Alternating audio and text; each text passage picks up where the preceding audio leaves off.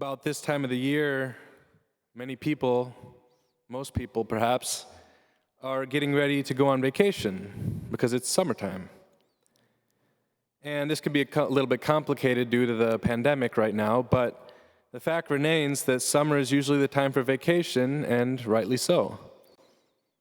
And there's no doubt that this is good, even necessary.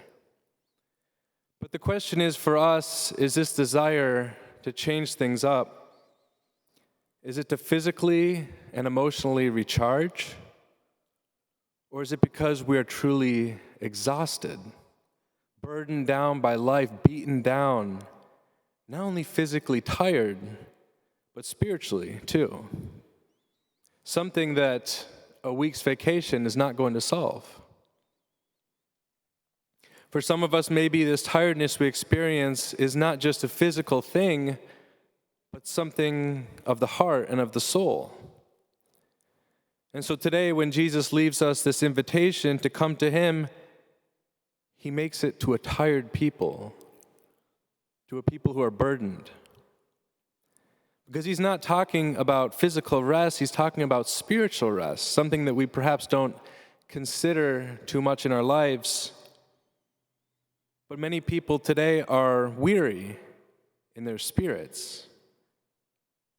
Henry David Thoreau said that most men lead lives of quiet desperation. Is this true? That there can be this nagging sense of unfulfillment or dissatisfaction in some of our lives? That sometimes when we experience this restlessness, we look for rest in all the wrong places. Perhaps in a friendship, entertainment, job, money, to get more material things, in all the ways that aren't truly going to give rest to our spirits. And in these moments, we have to stop and consider, is this all there is? Why is my heart going on restless and weary, tired, or empty? But it's precisely in these moments when we think these things that God is calling us to Him. He is calling us through these negative emotions, these negative thoughts that we feel, calling us to a deeper relationship with Him. C.S. Lewis said that God whispers to us in our pleasures, but He shouts to us in our pain. That troubles are God's microphone to wake us up. And the late Archbishop Fulton Sheen says that he talks about black and white grace, the difference between black and white grace, where white grace is those beautiful feelings and consolations that God uses to draw us to Him, but then He also uses those disappointments, those feelings of emptiness, this experience of physical or spiritual exhaustion, to say to us, turn to me. Turn to me. I am the cure for your pain. Today in our society, there's no doubt that we are more busy and have less time to rest.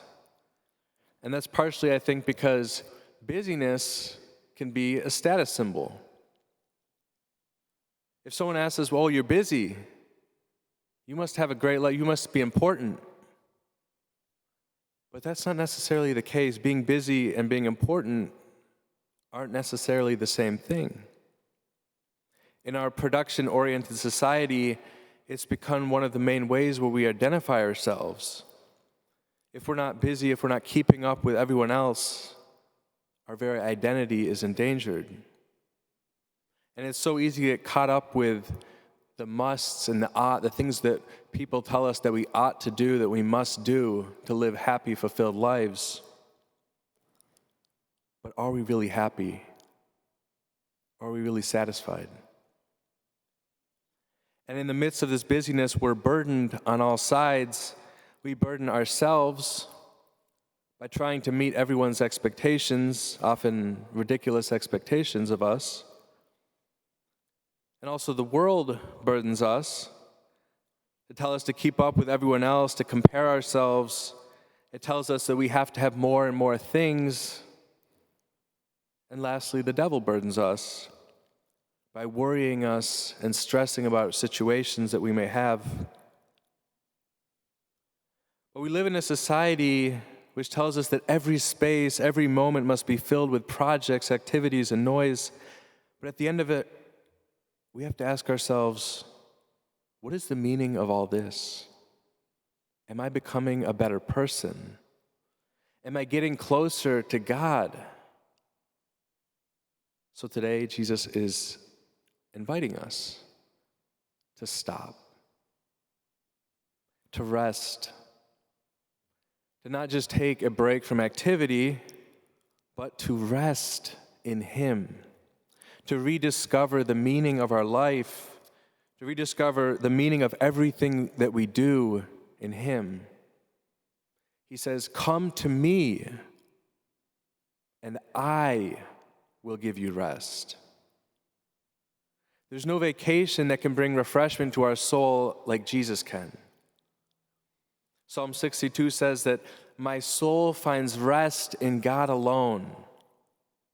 And St. Augustine's famous quote mirrors this. He says, "You have made us for yourself, O Lord, and our hearts are restless until they rest in thee." So today, Jesus is making a call to every one of us to deepen our prayer life, to stop in the midst of our busy life, to realize that only in God does my soul find rest. Because if not, we can be like a fish taken out of the water that's flapping around, making a lot of noise, looks like it's full of life and energy, but is gasping for breath, is suffocating. Praying is our oxygen for our soul.